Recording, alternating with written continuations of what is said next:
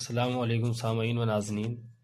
اللہ رب العزت نے جو دین ہمیں دیا ہے وہ بڑا پیارا ہے اور انسانیت کا طرفدار ہے۔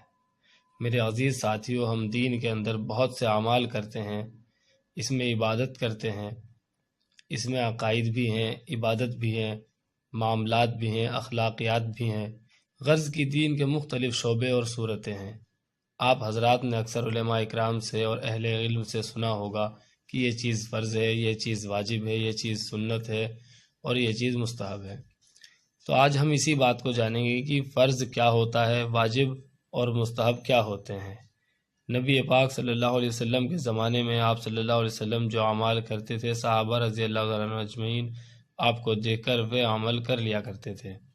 اس زمانے میں یہ اصطلاحات نہیں تھے کہ یہ چیز فرض ہے، واجب ہے، سنت ہے یا مستحب ہے۔ جب صحابہ رضی اللہ عنہ اجمعین کو کسی بھی مسئلے کی ضرورت پیش آتی تو آپ صلی اللہ علیہ وسلم سے جا کر پوچھ لیتے تھے، اور آپ صلی اللہ علیہ وسلم کو جیسے عمل کرتے ہوئے دیکھا، صحابہ رضی اللہ عنہ اجمعین نے عمل کر لیا۔ بعد کے اہل علم نے ان چیزوں پر غور کیا کہ کس چیز کو فرض کہا جائے اور کس چیز کو واجب کہا جائے اور کس چیز کو سنت یا مستحب کہا جائے۔ تو سب سے پہلے آتا ہے فرض، سب سے پہلا درجہ فرض کا ہے۔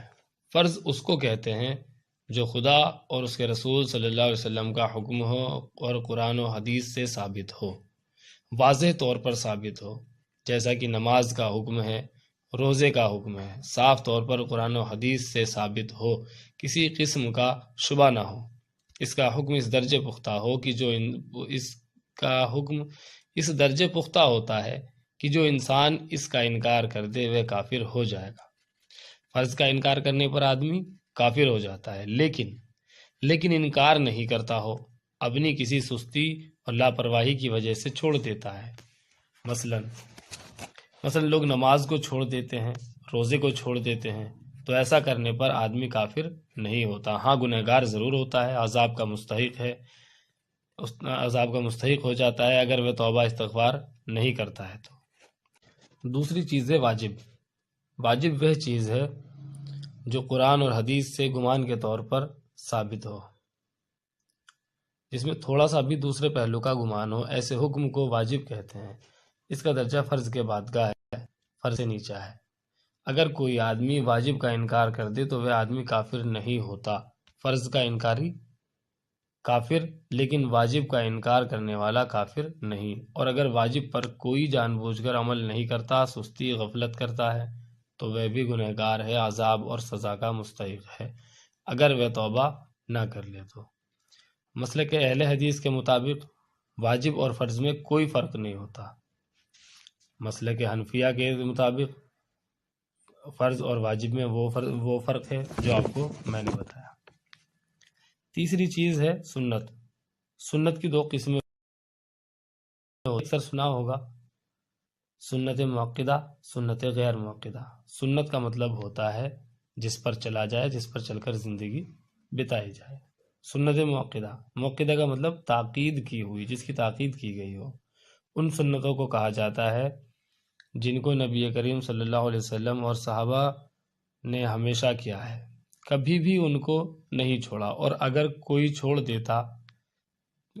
چھوڑ دیتا ہے تو اس پر کوئی تنبیہ بھی نہیں فرماتے۔ مطلب آپ صلی اللہ علیہ وسلم اور صحابہ رضی اللہ عنہ اجمعین کرتے تھے، ہمیشہ کرتے رہے، لیکن اگر کبھی کبھار کسی نے چھوڑ دیا اس پر کوئی تنبیہ نہیں کی تو ایسے عمل کو کہا جاتا ہے سنت موقدہ۔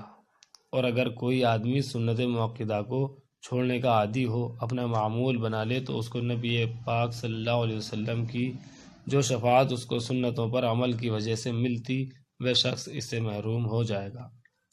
جو آدمی کبھی کبھار چھوڑ دے تو اس پر کوئی حرج نہیں، اور اگر کسی نے اپنی عادت چھوڑنے کی بنا لی، کبھی بھی اس عمل کو نہیں کرتا، تو وہ آپ صلی اللہ علیہ وسلم کی شفاعت سے محروم ہو جائے گا، اور یہ بہت بڑا نقصان ہے۔ دوسری سنت غیر موقدہ۔ سنت غیر موقدہ ان سنتوں کو کہا جاتا ہے جن کو نبی پاک صلی اللہ علیہ وسلم اور صحابہ رضی اللہ تعالیٰ عنہ اجمعین نے کبھی کیا ہے اور کبھی نہیں بھی کیا، کبھی کر لیتے تھے اور کبھی چھوڑ بھی دیتے تھے، اور چھوڑنے والوں پر کوئی تنبیہ بھی کبھی نہیں کی، اور یہ لوگ شفاعت سے بھی محروم نہیں رہیں گے، البتہ کریں گے تو زیادہ پاکیزگی اور زیادہ ثواب کے مستحق ہوں گے۔ چوتھی چیز ہے مستحب۔ مستحب وہ چیز ہے جس کو اللہ کے نبی صلی اللہ علیہ وسلم نے پسند کیا ہو، چاہے ان سے کرنا ثابت ہو یا نہ ہو، جنہوں نے کیا ان کی تعریف کی ہو اور ان کی حوصلہ افزائی بھی کی ہو۔ اللہ تعالیٰ مجھے اور آپ سبھی کو دین کی صحیح سمجھ عطا فرمائے، آمین۔ السلام علیکم۔